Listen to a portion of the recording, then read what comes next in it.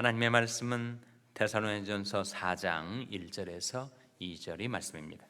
종말로 형제들아, 우리가 주 예수 안에서 너에게 구하고 권면하노니 너희가 마땅히 어떻게 행하며 하나님께 기쁘시게 할 것을 우리에게 받았으니 곧 너희 행하는 바라 더욱 많이 힘쓰라. 우리가 주 예수로 말미암아 너희에게 무슨 명령으로 준 것을 너희가 아느니라. 아멘. 할렐루야. 서로의 평강의 복을 기원하는 마음으로 샬롬 인사 나누시기 바랍니다. 샬롬. 샬롬. 오늘 너무교 새벽 기도에 잘 나오셨습니다. 우리 교육관 건립을 위해서 함께 기도하고 있는데 10월 19일 수요일입니다. 낮 12시에 LA 시티홀에서 히어링이 열립니다. 10월 19일 수요일 낮 12시 하나님이 함께해 주시고 도와주셔서 무사히 히어링이 잘 통과되고 교육관 건립의 일이 착착 진행될 수 있도록 여러분 기도해 주시기를 바랍니다. 오늘 본 말씀 2절 다시 한번 같이 읽겠습니다. 2절 말씀 같이 읽겠습니다. 시작. 우리가 주 예수로 말미암아 너에게 무슨 명령으로 준 것을 너희가 아느니라. 우리가 주 예수로 말미암아 너에게 무엇을 주었다라고 했습니까? 명령으로 준 것을 너희가 아느니라. 신약의 5대 명령이 있습니다. 신약의 5대 명령 뭘까요? 신약의 5대 명령. 첫째로 거룩하게 살라 하시는 명령이죠. 오직 너희를 부르신 거룩한 자처럼 너희도 모든 행실에 거룩한 자가 되라. 기록되었을 때 내가 거룩하니 너희도 거룩할지어다 하셨느니라. 그 말씀대로 하나님께서 우리에게 주신 명령, 거룩하게 살라. 죄 많고 음란한 세대 가운데서 거룩하게 살라. 그래야만 하나님이 어떤 분이신지를 세상에 나타내 볼 수가 있다 하는 거죠. 그러므로 주께서 말씀하시기를 너희는 죄 중에서 나와서 따로 있고 부정한 것을 만지 말라. 내가 너를 영접하여 너에게 아버지가 되고 너는 내게 자녀가 되리라. 전능하신 주의 말씀이니라 하셨느니라. 그런데 사랑하는 자들아, 이 약속을 가진 우리가 하나님을 두려워하는 가운데서 거룩함을 온전히 이루어 육과 영의 온갖 더러운 것에서 자신을 깨끗게 하자. 거룩이라고 할 때 가도시라는 이 히브리 단어의 어원 근원적인 뜻은 to cut, 자르다라는 뜻입니다. 거룩은 세상으로부터의 구별과 하나님에게의 소속 두 가지가 있어요. 그러니까 죄 많은 세상으로부터 구별되어 하나님께 속한 자로 살아가는 것, 그것이 바로 거룩한 삶입니다. 우리는 죄의 어둠 속에 있었지만 하나님은 빛 가운데 계시고 자신은 하나님이 빛이시죠. 우리가 저에게서 듣고 너에게 전하는 소식이 이것이니 곧 하나님은 빛이시라. 빛이신 하나님, 그 하나님의 빛 가운데 감히 설 수 없었던 죄의 어둠 속에 살던 내가 회개하고 돌이켜 예수 믿었더니 하나님께서 나를 그 빛 가운데 받아 주신 거죠. 저가 빛 가운데 계신 것 같이 우리도 빛 가운데 행하면 우리가 서로 사귐이 있고 그 아들 예수의 피가 우리를 모든 죄에서 깨끗하게 하실 것이요. 예수님의 피, 예수님의 보혈이 우리를 모든 더러운 죄에서 깨끗하게 씻어주시고 해방시켜 주셔서 하나님과 교제할 수 있는 그런 하나님의 백성으로 삼아주시고 우리가 이 땅에 사는 동안에 하나님의 거룩한 자녀로 하나님의 거룩하심을 나타내며 살라. 첫 번째 명령 뭐라고요? 거룩하게 살라. 두 번째 명령 신약의 두 번째 명령, 감사하며 살라. 항상 기뻐하라.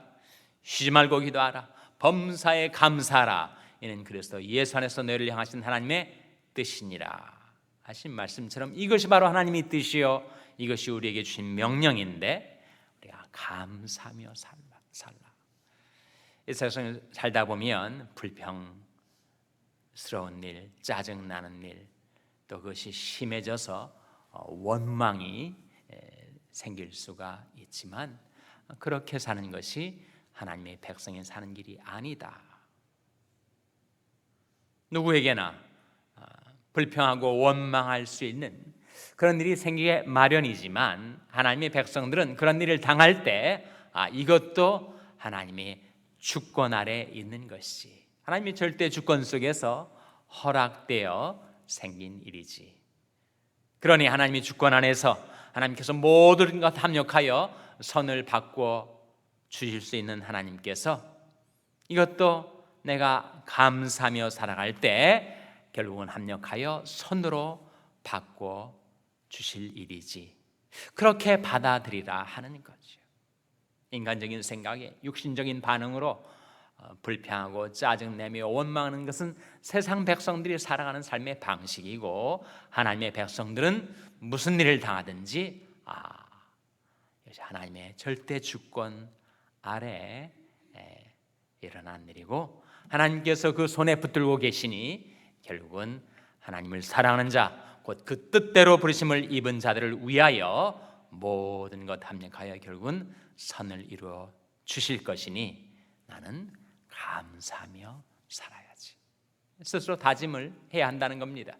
신약 성경에만 그렇게 감사하라 하는 말씀이 나온 건 물론 아니죠. 구약 성경 가운데서도 감사로 제사를 드리며 지극히 높으신 자에게 내 소원을 갚으며 환난 날에 나를 부르라. 내가 너를 건지리니 네가 나를 영화롭게 하리로다. 하나님 말씀하셨어요. 감사로 제사를 드린 자가 나를 영화롭게 하나니 그 행위를 옳게 하는 자에게 내가 하나님의 구원을 보이리라. 쉽지 않은 일이지만 하나님을 신뢰함으로, 하나님을 의지함으로 범사에 감사하며 살아가는 것. 우리는 단견이고 시공의 제약소에 갇혀 있기 때문에 한 치 앞도 우리는 보지 못하고 알지 못하고 살아가기 때문에 예상치 않는 일이 터지고 생기면 우리는 왜 이렇게 되는 걸까 낙심하고 불평하기가 쉽지만 이 모든 것이 하나님의 손에 있다. 하나님의 주권 아래 있다. 하나님께서 얼마든지 합력하여 선으로 바꿔주실 수 있다. 그 하나님을 신뢰하고 의지할 때 우리는 세상 사람들과 달리 범사에 감사하며 살아갈 수가 있는 것이라고 하신 것입니다. 셋째로 우리에게 주신 신약의 명령 무엇일까요? 전도하며 살라. 하나님 앞과 산자와 죽은 자를 심판하실 그리스도 예수 앞에서 그의 나타나실 것과 그의 나라를 두고 엄히 명하노니 너는 말씀을 전파하라. 때를 얻든지 못 얻든지 항상 힘쓰라. 범사에 오래 참과 가르침으로 경책하며 경계하며 권하라. 우리에게 주신 세 번째 신약의 명령 바로 말씀을 전파하라. 너는 말씀을 전파하라. 전도하며 살라는 거지. 우리 말로도 전도를 하지만 우리 행실로 우리가 살아가는 삶의 모습을 보고 사람들은 예수님께 이끌려 나오게 됩니다. 내 아버지 뜻은 아들을 보고 믿는 자마다 영생을 얻는 이것이니. 세상 사람들이 어떻게 예수님을 보게 돼요? 우리가 크리스찬답게 예수 믿는 사람답게 살아가는 삶의 모습을 보고 예수 믿으면 저렇게 되는구나. 예수 믿으면 저런 우환 속에서도 마음의 평안을 잃지 않고 살 수 있게 되는구나. 우리가 살아가는 삶의 모습 속에서 예수님을 보고 예수를 보고 믿는 자마다 영생을 얻게 되는 것이 하나님의 뜻이요 우리에게 주신 명령. 전도하며 살라. 네 번째 신약의 명령이 뭡니까? 사랑하며 살라. 새 계명을 너에게 주노니 서로 사랑하라. 내가 너희를 사랑한 것 같이 너희도 서로 사랑하라. 너희가 서로 사랑하면 이로써 모든 사람이 너희가 내 제자인 줄 알리라. 우리가 사랑하며 살아가는 모습을 보고 세상 사람들이 정말 사랑이신 하나님이 저들 가운데 계시는가 보다. 나 같으면 도저히 그렇게 못할 텐데 그렇게 서로 용납하며 사랑하며 살아가는 것을 보니까 정말 사랑의 하나님이 그들 가운데 계시는가 보다. 너희가 서로 사랑하면 이로써 모든 사람이 너희가 내 제자인 줄 알리라. 실생활 속에서 우리의 사랑이 나타나는 것은 용납과 베품입니다. 나와 다른 사람들을 받아주고 그의 필요를 도와주고 하는 것으로서 우리의 사랑이 나타나게 되는 것이요.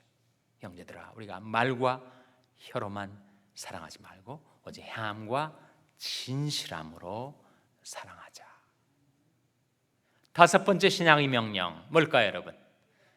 다섯 번째 신약의 명령, 에베소 5장 18절에 나온 말씀, 술 취하지 말라. 이는 방탕한 것이니 오직 성령의 충만을 받으라. 그것이 신약의 명령입니다. 우리는 이 세상 속에 살면서 자칫 술 취함과 방탕함 속에 끌려들어야 쉬운데, 우리가 성령을 받아 살면 우리는 주님을 잘 섬길 수가 있습니다. 우리 안에 육신이라는 것이 있어가지고 하나님의 명령을 순종하며 살아가는 것을 그렇게 싫어하고 거부해요. 우리가 성령의 충만을 받으면 육신을 제압하고 우리 하나님의 명령 따라 살 수 있는 힘을 얻습니다. 성령의 충만을 받으면 우리 삶 속에 두 가지가 나타나는데, 하나는 성령의 은사가 나타나고 다른 하나는 성령의 열매가 맺혀지게 되죠. 인간적인 노력으로 육신의 힘으로 성령의 은사를 만들어낼 수 있는 사람이 세상에 어디 있겠어요? 인간적인 결심과 인간적인 의지력으로 성령의 열매를 맺혀간다는 것, 그것은 불가능한 일입니다. 그러나 우리가 성령의 충만을 받으면 성령의 능력, 성령의 은사가 내게 주어지고, 또 우리가 성령의 충만을 받으면 내 심령, 내 성품 변화되어서 예수 그리스도를 닮은 성령의 열매들을 맺혀가게 된다는 거죠. 그래서 오늘 사도 바울을 통하여 우리에게 주신 이 말씀, 하나님의 명령 받들어 순종하며 살면서 주님께 충성을 다하라고 하셨는데, 신약의 5대 명령 뭐라고요? 첫째로 거룩하게 살라, 둘째로 감사하며 살라, 셋째로 전도하며 살라, 넷째로 사랑하며 살라, 다섯 번째로 성령의 충만을 받아 살라. 신약의 명령을 다시 한번 이 아침에 기억하고 그 명령 받들어 순종하며 우리 주님께 충성하며 살아가는 저와 여러분 될 수 있기를 주님의 이름으로 축원합니다. 기도하시겠습니다. 오늘 말씀 기억하며 하나님, 저희들이 주님의 명령 행하며 주님 기쁘시게 섬기며 살게 해주시옵소서. 기도하시기 바랍니다. 우리 자녀들을 위해서 기도할 때 하나님, 저희 자녀들에게 이 하나님의 명령을 깨닫게 하셔서 그 명령에 순종하며 살아가는 자녀들, 하나님의 기쁘심을 받고 축복을 받아 사는 자녀들 되게 달라고 기도하시기 바랍니다. 평생에 낙한 지체들을 위해서 기도해 주시기 바랍니다. 하나님께서 그 긍휼과 권능의 손으로 그 생명을 지켜 보호하여 주시고 소생케 해 주시고 건강을 회복시켜 달라고 기도하시기 바랍니다. 우리 샬롬교회를 위해서 기도할 때 하나님, 저희 샬롬교회가 하나님의 명령을 행하며 하나님을 기쁘시게 하는 교회가 되게 해달라고 기도해 주시기 바랍니다. 여러분의 생업을 위해서 기도하시고 북한 어린이 선교를 하는 한슈나이더 재단을 위해서 기도해 주시기를 바랍니다. 10월 19일 날 있을 히어링 하나님께서 함께해 주시고 도와달라고 기도해 주시기 바랍니다. 하나님, 이 아침에 하나님 앞에 나온 저들에게 성령의 충만을 주시옵소서. 이런 제목들 놓고 합심해서 기도하겠습니다.